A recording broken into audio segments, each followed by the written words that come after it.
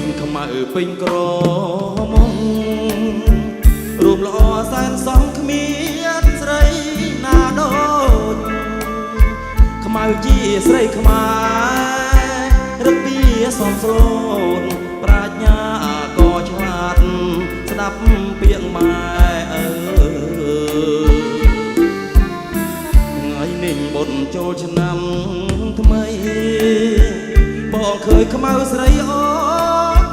រៀបចំទាំងបោះរៀនទេវតាដាំការថ្វាយព្រះ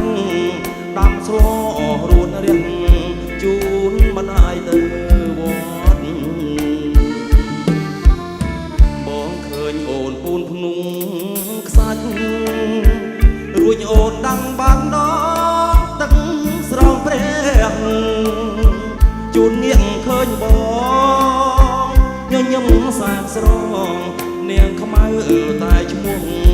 សាច់សដូចសំឡី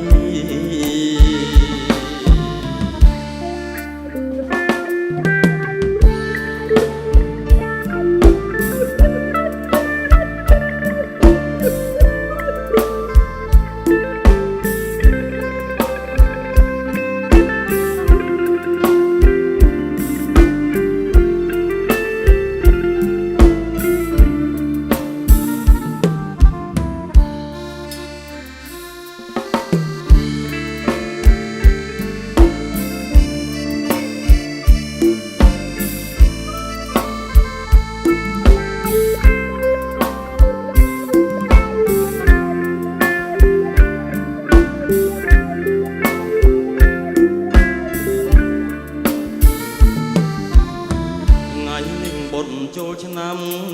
ថ្មីបងឃើញខ្មៅស្រីអូ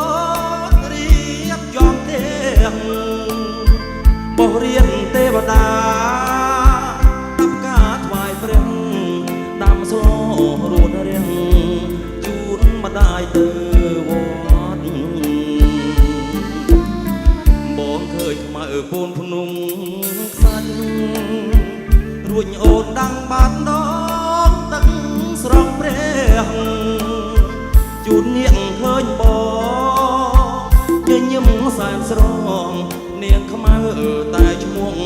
សាច់សដូចសំ